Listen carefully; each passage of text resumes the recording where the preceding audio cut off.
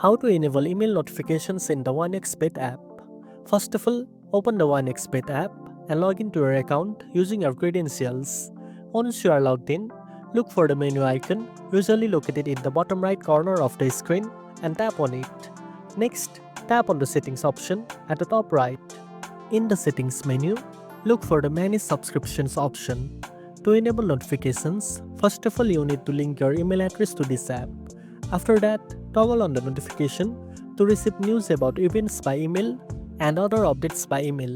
Once you have selected your preferences, don't forget to apply the changes by tapping the apply button at the bottom of the screen.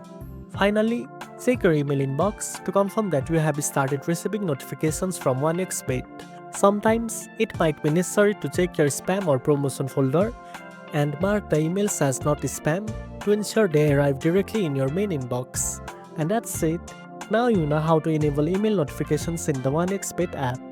If you found this video helpful, don't forget to like, share, and subscribe for more tech tips. Thanks for watching, and I'll see you in the next one.